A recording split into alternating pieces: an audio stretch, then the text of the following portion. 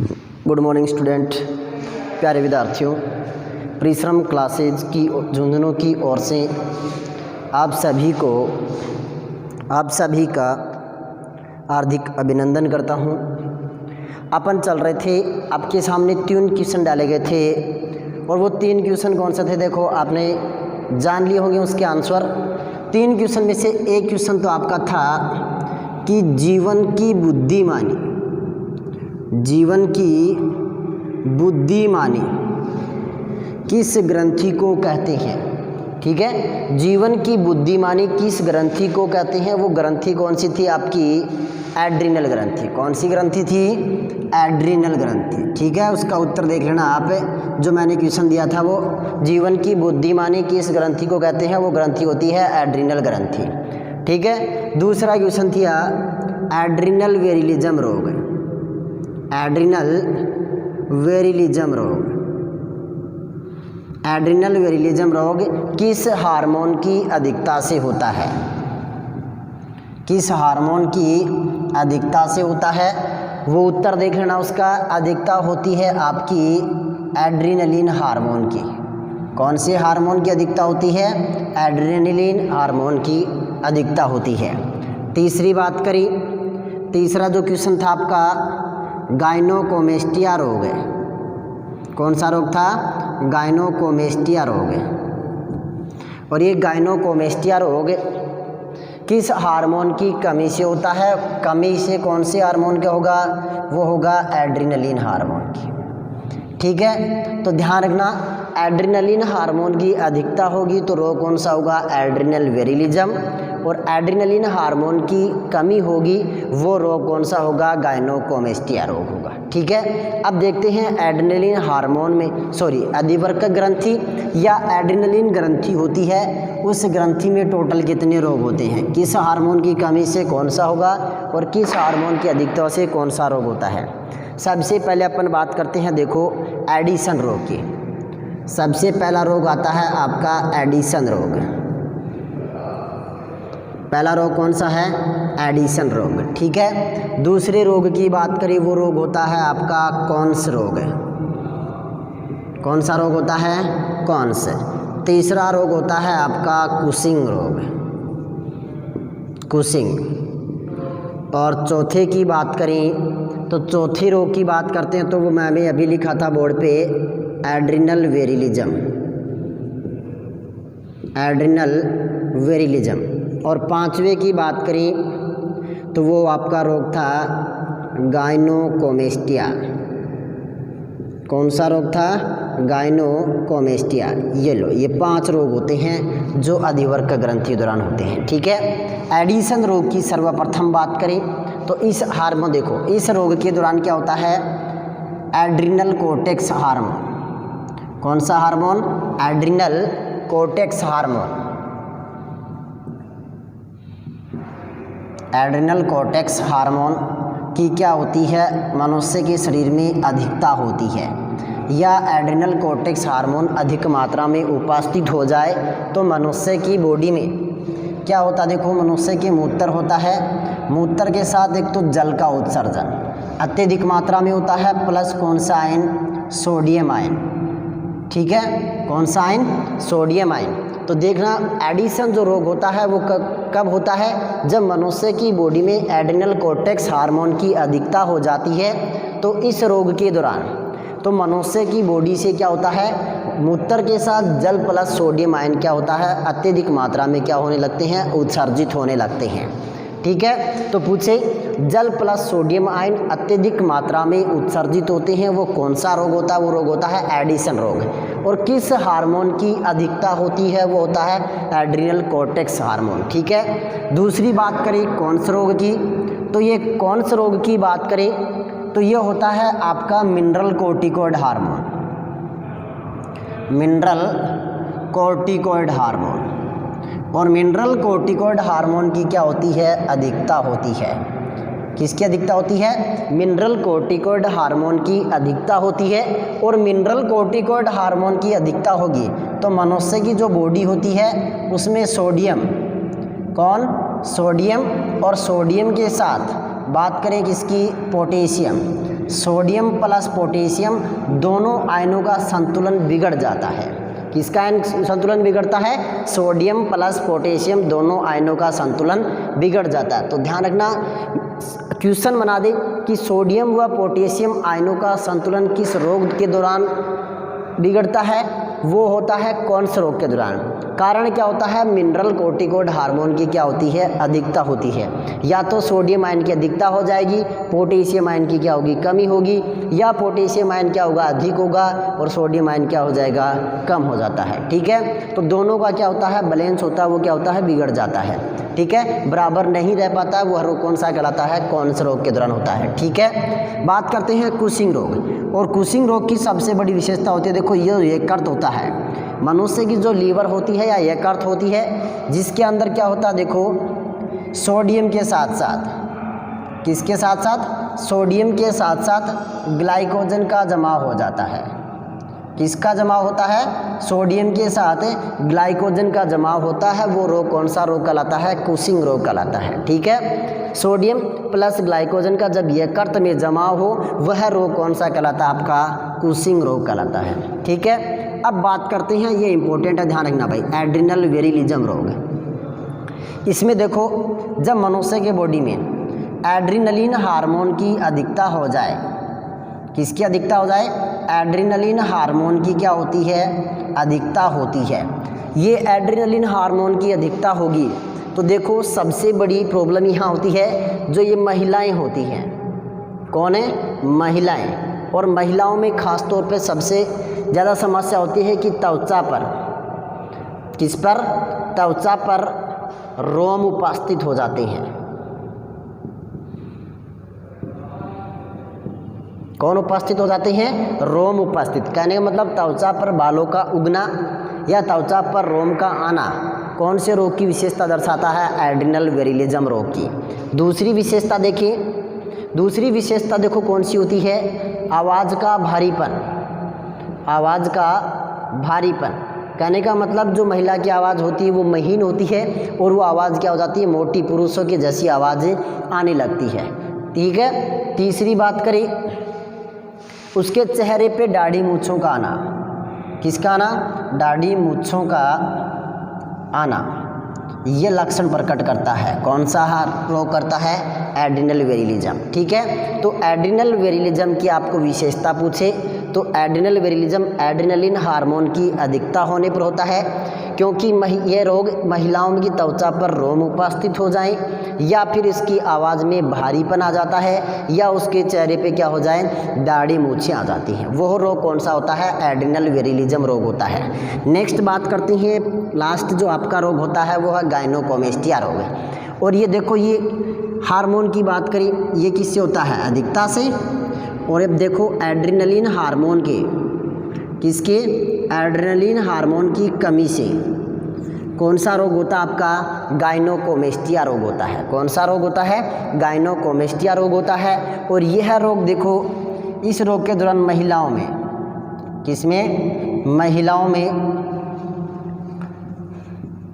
पुरुषों के जननांग, किसके? महिलाओं में पुरुषों के जननांग क्या हो जाते हैं? विकसित हो जाते हैं। महिलाओं में पुरुष वाले जननांग क्या हो जाते हैं? विकसित हो जाते हैं। इस टाइप की जो महिलाएं होती हैं वो जनन क्षमता करने में भाग नहीं लेती, और इसको अपन क्या कहते हैं? वो महिलाएं खास तौर पर क्या होती हैं? बांझ होती हैं। ठीक है, तो ध्यान रखना, गायनोकोमेस्टिया रोग की बात करें तो यह रोग एड्रिनलिन हार्मोन की कमी के कारण उत्पन्न होता है, तथा ये महिलाओं में पुरुषों वाले जननांग क्या होते हैं? विकसित हो जाते हैं, जिसके कारण महिलाएं क्या होती हैं? बांझ होती हैं, जो क्या होती हैं? जनन क्रिया में भाग नहीं लेती हैं। वो रोग कौन सा होता है आपका? गायनोकोमेस्टिया रोग होता है। ठीक है, अब नेक्स्ट बात करते हैं, आपकी नेक्स्ट ग्रंथि लेते हैं। वो ग्रंथि कौन सी है? ध्यान रखना आप, अग्नाशय ग्रंथि। कौन सी ग्रंथि होती है?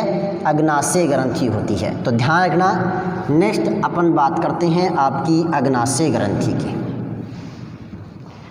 लो भाई, नेक्स्ट बात करते हैं आपकी अग्नाशय ग्रंथि की। कौन सी ग्रंथि? अग्नाशय ग्रंथि, या आप इसको क्या लिख सकते हो? इसे अपन बोलते हैं मीठी ब्रेड। कौन सी ग्रंथि होती है ये? मीठे ब्रेड भी कहते हैं, खास तौर पे ध्यान रखना आप। अब देखो सबसे पहले बात करें अपन इसकी स्थिति की, बात करें किसकी? स्थिति। ये उपस्थित कहाँ होती है? मनुष्य की बॉडी के अंदर, ठीक है। तो ध्यान रखना ये है ग्रंथि। देखो आपका जो आमाशय होता है या फिर जो पाचन क्रिया होती है, पाचन क्रिया में आपका भाग होता है वो कौन सा होता है? आमाशय। और आमाशय के पास पाई जाती है ग्रहणी। आमाशय के पीछे क्या उपस्थित होती है? ग्रहणी, जो किस आकार की होती है? यू आकार की होती है। किस आकार की होती है? यू आकार की होती है जो ग्रहणी होती है। और ये ग्रहणी किस में उपस्थित होती है? ध्यान रखना ये होती है आपकी छोटी आंत में। किस में उपस्थित होती है? छोटी आंत में उपस्थित होती है। आपको एक क्वेश्चन और पूछा जा सकता है कि मनुष्य की शरीर में या मनुष्य की बॉडी में संपूर्ण भोजन का पाचन कहाँ होता है? तो ध्यान रखना मनुष्य के शरीर में संपूर्ण भोजन का पाचन कहाँ होता है? छोटी आंत में होता है, ठीक है। तो यह ग्रंथि कहाँ उपस्थित होती है? पाचन क्रिया होती है, उसका एक भाग होता है आमाशय जिसको स्टोमच कहते हैं। और ये आमाशय होता है जो छोटी आंत, आमाशय के जस्ट पास में होती छोटी आंत की ग्रहणी नामक भाग में कौन सी ग्रंथि पाई जाती है? आपकी अग्नाशय ग्रंथि उपस्थित होती है, ठीक है। ये यू आकार की जो ग्रहणी होती है इसमें कौन सी ग्रंथि उपस्थित होती है? अग्नाशय ग्रंथि उपस्थित होती है, ठीक है। अब सामान्य तौर पे बात करें इसका भार, भार की बात करें, वो भार होता है इसका 85 ग्राम। कितना ग्राम होता है? 85 ग्राम होता है, ठीक है। इसके बाद बात करें इसकी लंबाई, और लंबाई की बात करें वो होती है 15 सेंटीमीटर। कितनी होती है? 15 सेंटीमीटर होती है। नेक्स्ट बात करें इसके रंग की, रंग की बात करें, रंग होता है हल्का पीला, कभी कभार देखने को मिलता है, एक ऐसी भी मिलती है गुलाबी रंग की पाई जाती है। ये विशेषता देखने को मिलेगी आपको, ठीक है। अब बात करते हैं, देखो एक क्वेश्चन ये पूछे, देखो ये है मनुष्य के शरीर की, किसकी? मनुष्य होता है, ये मनुष्य के शरीर की दूसरी सबसे बड़ी ग्रंथि होती है, दूसरी सबसे बड़ी ग्रंथि होती है। ध्यान रखना आप, सबसे बड़ी ग्रंथि की बात करी वो आपको मैं आपको बता चुका हूँ, वो यकृत होती है। और मनुष्य के शरीर की दूसरी सबसे बड़ी ग्रंथि पूछे वो कौन सी होती है? आपकी अग्नाशय ग्रंथि होती है, ठीक है। कौन सी ग्रंथि होती है? अग्नाशय ग्रंथि होती है, ठीक है। अब अपन आगे चलते हैं, देखो आगे अपन बात करें, देखो तो इस ग्रंथि की खास विशेषता क्या होती है? इसका निर्माण, कौन सी ग्रंथि का निर्माण? अग्नाशय ग्रंथि का जो निर्माण होता है वो अंतःस्रावी, कौन सी? अंतःस्रावी ग्रंथि प्लस कौन सी ग्रंथि? बहिस्रावी ग्रंथि। अंतःस्रावी ग्रंथि व बहिस्रावी ग्रंथि दोनों मिलकर करती हैं। कौन सी ग्रंथि करती हैं? अंतःस्रावी भाग लेती है, और दूसरी कौन सी होती है? बहिस्रावी ग्रंथि भाग लेती है। इसलिए इस ग्रंथि को, कौन सी ग्रंथि को? अग्नाशय ग्रंथि को कौन सी ग्रंथि कहते हैं? मिश्रित ग्रंथि भी कहा जाता है, ठीक है। तो मिश्रित ग्रंथि पूछे कौन सी होती है? आपकी अग्नाशय ग्रंथि होती है, जो मनुष्य के शरीर की क्या होती है? दूसरी बड़ी सबसे ग्रंथि होती है। जबकि बात करें निर्माण होता है, अंतःस्रावी ग्रंथि और बहिस्रावी दोनों मिलकर करती हैं, ठीक है। अब देखो इन दोनों के बीच में अंतःस्रावी कोशिकाएं उपस्थित होती हैं। क्या होती हैं? अंतःस्रावी कोशिकाएं। ये ध्यान रखना, इन दोनों के मध्य कोशिकाएं उपस्थित होती हैं, उसको बोलते हैं अंतःस्रावी कोशिकाएं होती हैं। लेकिन देखो अपन आगे बात करते हैं, आगे चले थोड़े, अब थोड़ा आगे चलने पर देखो अपन को देखने को मिलेगा कि जो इम्पोर्टेंट जो क्वेश्चन है वो क्वेश्चन कहाँ बनते हैं। तो ध्यान रखना, थोड़ा आगे चले तो देखो ये अंतःस्रावी जो कोशिकाएं होती हैं, कौन सी कोशिकाएं? अंतःस्रावी कोशिकाएं। और इन अंतःस्रावी जो कोशिकाएं होती हैं इसको अपन बोलते हैं, खास तौर पे इसको बोलते हैं लैंगरहंस। क्या बोलते हैं?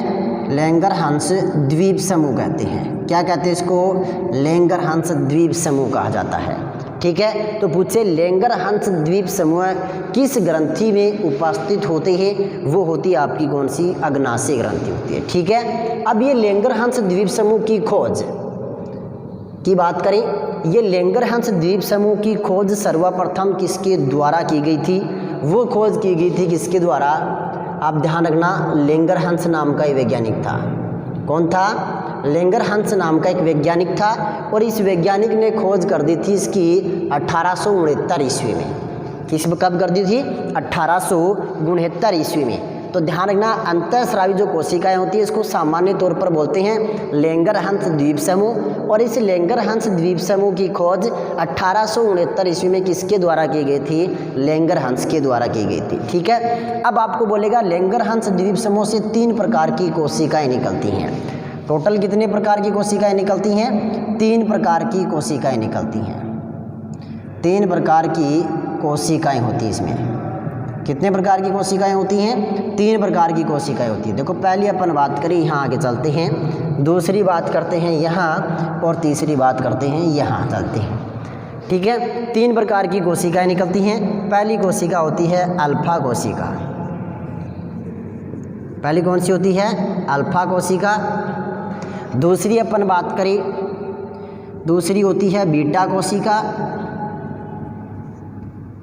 कौन सी कोशिका होती है दूसरी? बीटा कोशिका। और तीसरी बात करें वो होती है आपकी डेल्टा कोशिका। कौन सी कोशिका होती है? डेल्टा कोशिका। ये लो, एक अल्फा कोशिका, एक डेल्टा कोशिका, और एक कौन सी होती है? बीटा कोशिका। पहली अल्फा कोशिका, दूसरी बीटा कोशिका, और तीसरी कौन सी होती है? डेल्टा कोशिका। अब देखो, आपको क्वेश्चन क्या पूछेगा कि अल्फा कोशिका से कौन सा हार्मोन स्रावित होता है? सीधा क्वेश्चन दे दे, या फिर दे दे अग्नाशय ग्रंथि के अल्फा कोशिकाएं कौन से हार्मोन का स्राव करती है। ठीक है, तो आपको कंफ्यूज होने की आवश्यकता नहीं है, सीधी सी बात है। जो अल्फा कोशिकाएं होती हैं ये इससे देखो स्रावित हार्मोन कि अल्फा कोशिका से स्रावित हार्मोन कौन सा होता है? वो आपका हार्मोन होता है ग्लूकागोन हार्मोन। कौन सा हार्मोन स्रावित होता है? ग्लूकागोन हार्मोन स्रावित होता है। तो उत्तर आपके सामने हो जाएगा कि अल्फा कोशिका से कौन सा हार्मोन स्रावित होता है? ग्लूकागोन। ठीक है, अब आपको पूछे कि ग्लूकागोन हार्मोन की खोज किसने की? तो ध्यान रखना, इस ग्लूकागोन हार्मोन की खोज किसके द्वारा की गई थी? बेटा ध्यान रखना, देखो ये एक बात तो ये ध्यान रखना, अल्फा कोशिकाएं होती हैं ये टोटल 25% भाग का निर्माण करती हैं ग्रंथि के। कितने परसेंट का? 25% भाग का निर्माण करती हैं तथा मध्यम आकार की पाई जाती हैं।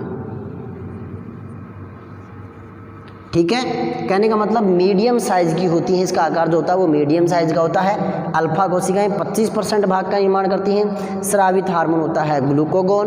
खोजकर्ता कौन था? देखो, इसका खोज की थी इसकी केम्बलिन। कौन था? केम्बलिन। और केम्बलिन के साथ एक वैज्ञानिक था, वो कौन था? मर्लिन। ये लो, एक तो कौन था? केम्बलिन, दूसरा वैज्ञानिक था इसके पास कौन था? मर्लिन। दोनों वैज्ञानिक थे जिसने कौन सी हार्मोन की खोज की थी? ग्लूकागोन हार्मोन की। किसकी खोज की थी? ग्लूकागोन हार्मोन की। अब आपको पूछ ले कि भाई सन पूछ ले कि सर किस सन में इसकी खोज की गई थी? वो की गई थी, बड़े ध्यान रखना, 1923 ईस्वी में। कब की गई थी खोज? 1923 ईस्वी में। किस हार्मोन की खोज की गई थी? ग्लूकागोन। खोजकर्ता कौन थे? केम्बलिन प्लस मर्लिन, दोनों वैज्ञानिक थे। ठीक है, इसके बाद बात करते हैं बीटा कोशिका। और ये बीटा कोशिका होती हैं, ये 60% भाग का निर्माण करती हैं। कितने प्रतिशत भाग का निर्माण करती हैं? 60% भाग का निर्माण करती हैं तथा ये आकार में क्या होती हैं? बड़ी होती हैं। क्या होती हैं? आकार में बड़ी होती है। अब देखना, आपको एक क्वेश्चन ये पूछे कि अग्नाशय ग्रंथि की बीटा कोशिका से कौन सा हार्मोन स्रावित होता है, या फिर सीधा पूछ ले बीटा सेल्स किस हार्मोन का स्राव करती हैं। ठीक है, तो आपको ध्यान रखना, बीटा कोशिका से स्रावित हार्मोन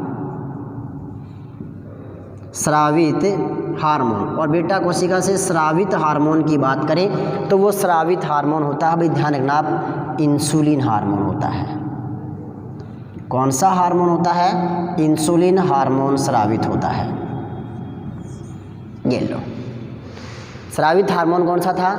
इंसुलिन हार्मोन। ठीक है, अब आपको देखो क्वेश्चन क्या पूछे कि इंसुलिन हार्मोन की खोज, क्या पूछे?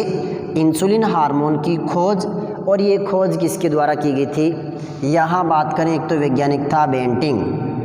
कौन था? एक तो वैज्ञानिक था बेंटिंग, दूसरा वैज्ञानिक था आपका बेस्ट। ये दो वैज्ञानिक थे जिसने खोज की थी किसकी? इंसुलिन हार्मोन की। ठीक है, अब आपको पूछ ले किस सन में की गई, तो सन की आप खास तौर पे ध्यान रखना। सन कब कौन सी थी?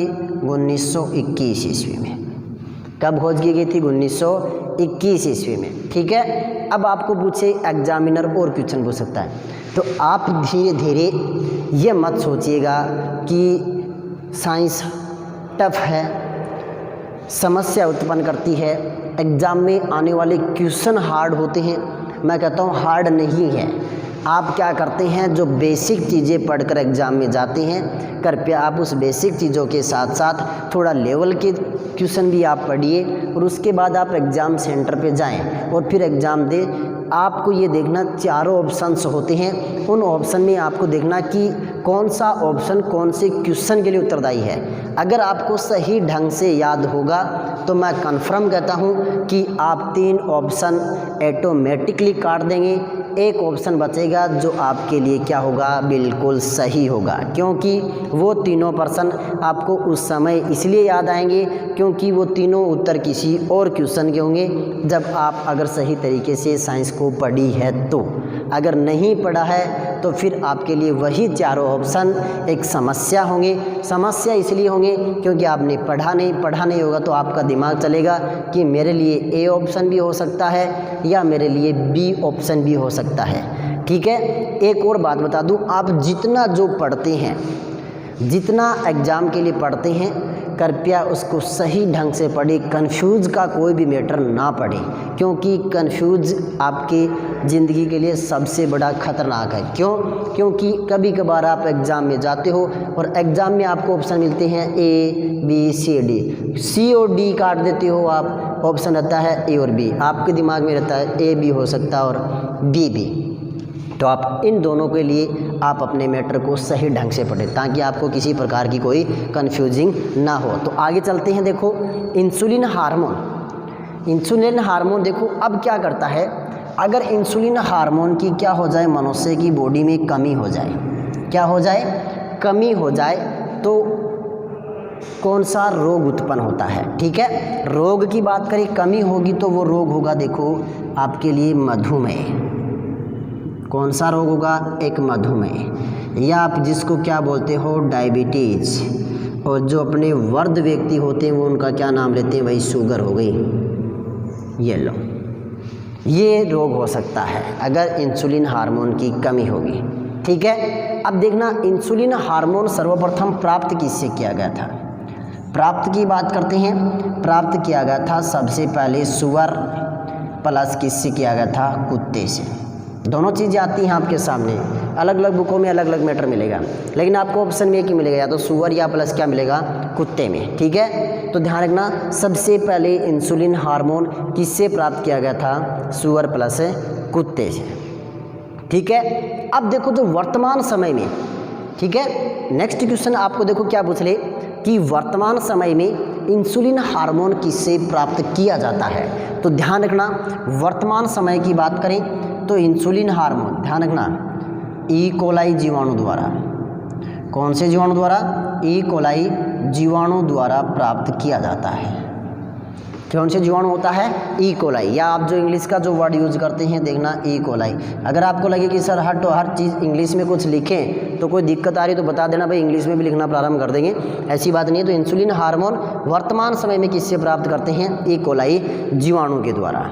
ठीक है, अब देखना ये जो मधुमेह, इंसुलिन हार्मोन कमी से रोग कौन सा हुआ था? मधुमेह रोग हुआ था, या डायबिटीज जिसको आप शुगर बोलते हो। इस रोग की विशेषता देखो, इस रोग से ग्रसित व्यक्ति को कौन सा खाद्य पदार्थ दिया जाता है, खाद्य सामग्री दी जाती है? तो देखना इसके लिए सबसे बड़ी विशेषता, इसके लिए देखो एक तो होता है रासायनिक पदार्थ।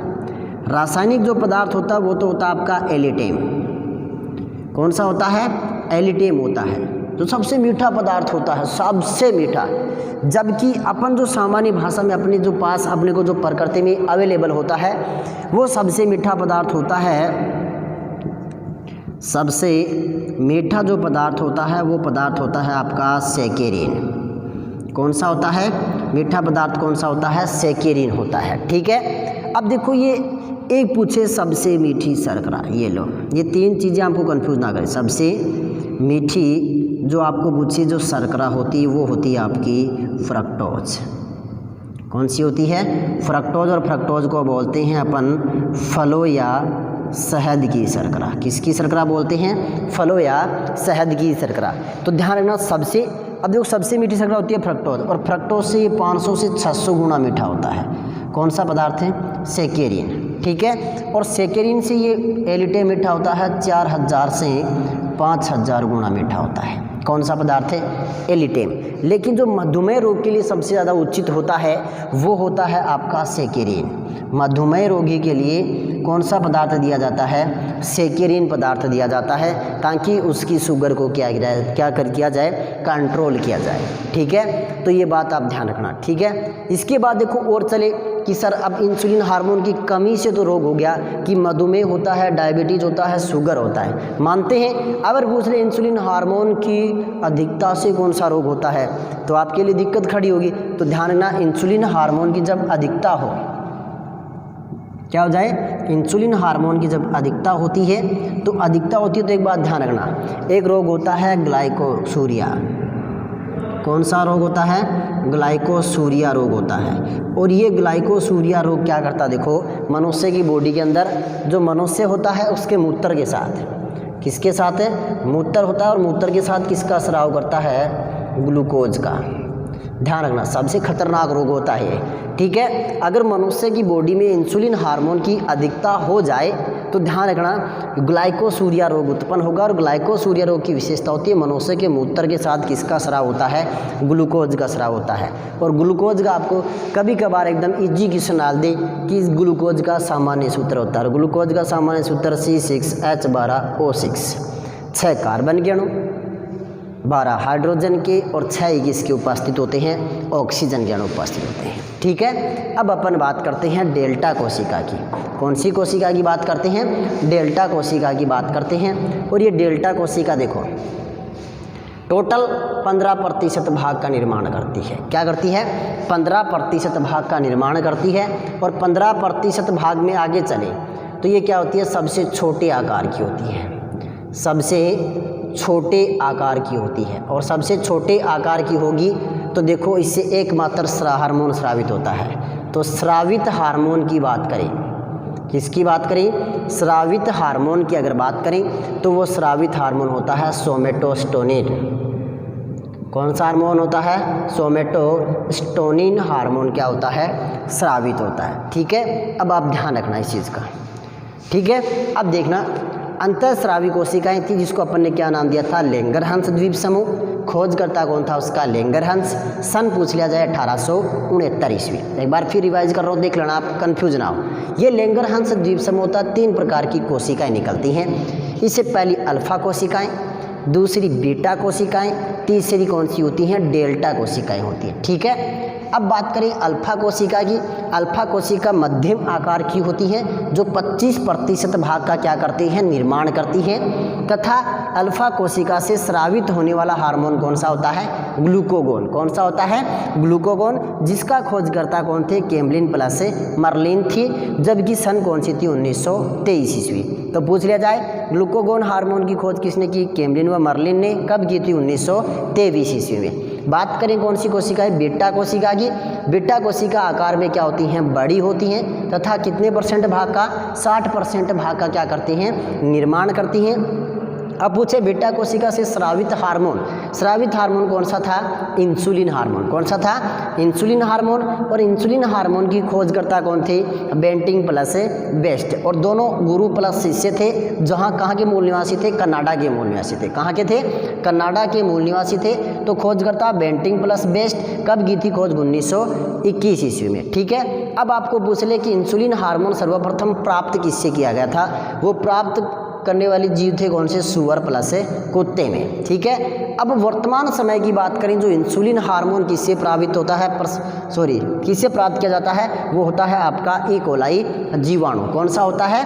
ई कोलाई जीवाणु होता है। इसके बाद आपको पूछे कि इंसुलिन हार्मोन की सर बॉडी में कमी हो जाए तो कौन सा रोग उत्पन्न होता है। ठीक है, तो रोग कौन सा होगा, मधुमेह या फिर अपन बोले डायबिटीज़ या अपन क्या कहते हैं शुगर हो जाती है। क्या हो जाती है, शुगर हो जाती है। ठीक है, अब देखो मधुमेह, डायबिटीज़ या शुगर को नियंत्रित करने के लिए उससे इस बीमारी से ग्रसित व्यक्ति को सबसे मीठा पदार्थ दिया जाता है सेकेरिन, जो फ्रक्टोज से क्या होता है 500-600 गुना मीठा, जबकि एलिटेम से क्या होता है 4000 से 5000 गुना कम मीठा होता है। ठीक है, और सबसे मीठी शर्करा बोझ भी ली जाए आपको एग्जाम में फ्रक्टोज होती है। आरएस के एग्जाम में पूछे गए थे, मिलान बिंदु वाला क्वेश्चन पूछा गया था इसमें कि बीजों की शर्करा किसे कहते हैं, अंगूर की शर्करा किसे कहते हैं, फलों या शहद की शर्करा किसे कहते हैं। देखो मिलान बिंदु वाला क्वेश्चन पूछा गया था, तो ऐसा मिलान बिंदु वाला क्वेश्चन आएगा। इसके बाद अपन पढ़ेंगे पोषक पदार्थ, तो आपके सामने ऐसा क्वेश्चन होगा, देखना आप मिलान करना बैठे बैठे। ठीक है, तो अब देखो नेक्स्ट पूछ ले, इंसुलिन हार्मोन की जब अधिकता हो जाए, क्या हो जाए, अधिकता हो जाए तो कौन सा रोग उत्पन्न होता है। तो ध्यान रखना रोग कौन सा होगा, ग्लाइकोसूरिया। और ग्लाइकोसूरिया रोग की विशेषता क्या होगी कि ये रोग मनुष्य में होता तो मनुष्य क्या करता है, मूत्र के साथ ग्लूकोज का क्या करता है, स्राव करता है। और ग्लूकोज का सामान्य सूत्र पूछे C6H12O6 होता है। और ये ग्लूकोज का अणु प्रकाश संश्लेषण फोटोसिंथेसिस की क्रिया में क्या होता है, महत्वपूर्ण भूमिका निभाता है या भाग लेता है, जिसके कारण प्रकाश या पेड़ पौधे क्या करते हैं, प्रकाश संश्लेषण क्रिया करते हैं, जिसके लिए क्या होता है, अणु उत्तरदायी होता है, जिसके कारण पेड़ पौधे अपना भोजन क्या करते हैं, स्वयं बनाने में क्या होते हैं, सक्षम होते हैं। ठीक है, इसके बाद बात करते हैं डेल्टा कोशिका। और डेल्टा कोशिका की बात करें तो ये 15% भाग का निर्माण करती है। ठीक है, और ये सबसे छोटे आकार की होती हैं तथा इसे स्रावित जो हार्मोन होता है वो हार्मोन कौन सा होता है, सोमेटोस्टेरोन होता है। कौन सा हार्मोन होता है, सोमेटोस्टेरोन हार्मोन होता है। देखो इसके बाद मैं आपके सामने क्वेश्चन डाल दूँ। ठीक है, और भी आ जाए कोई बड़ी बात नहीं है, क्वेश्चन आते रहेंगे आपके सामने। ठीक है, ज्यों क्लासें चलती रहेंगी, ज्यों क्वेश्चन आपके सामने आते रहेंगे। तो आपके सामने क्वेश्चन रख देता हूँ कि वसा का अपूर्ण विखंडन किस रोग के दौरान होता है, विखंडन किस रोग के दौरान होता है, ये लो। ठीक है, पहला ऑप्शन आपके सामने क्या देगा, आपके सामने होगा ऑप्शन कि वसा का अपूर्ण विखंडन किस रोग के दौरान होगा। पहला ऑप्शन होगा आपके सामने ग्लाइकोसूरिया। पहला ऑप्शन क्या होगा, ग्लाइकोसूरिया। ऑप्शन नंबर 2 दूसरा होगा पॉलीडिप्सिया। दूसरा ऑप्शन क्या होगा, पॉलीडिप्सिया। तीसरा आपके सामने होगा कीटोसिस रोग। कौन सा रोग होगा, कीटोसिस। और चौथा आपके सामने होगा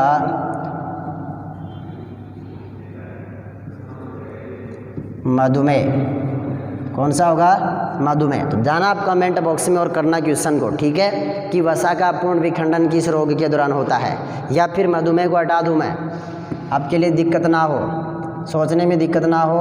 ADH हार्मोन, कौन सा हार्मोन दे दिया जाए, ADH hormone, anti diuretic hormone option में दे दिया है। तो वसा का अपूर्ण विखंडन, ठीक है, किस रोग के दौरान होता है, तो ध्यान रखना आप। तो वो रोग कौन सा होगा, ध्यान रखना, ग्लाइकोसूरिया होगा या पॉलीडिप्सिया होगा, कीटोसिस या ADH। मान लो कि आपकी क्या हो, एग्जाम में आ गई हो। ठीक है, और ये उत्तर आप किस प्रकार से कर पाओगे। ठीक है, तो आगे बात करेंगे नेक्स्ट ग्रंथि की। इसलिए आगे के लिए धन्यवाद। जय हिंद, जय भारत। आप कृपया वीडियो को लाइक करते रहें, शेयर करते रहें, ऐसे कि आपको डीपली जा के आपके एग्ज़ाम के लेवल तक जाके आपको सारी की सारी ग्रंथियाँ जितनी भी साइंस होगी वह पूरी करवा दी जाएगी। ठीक है, ओके।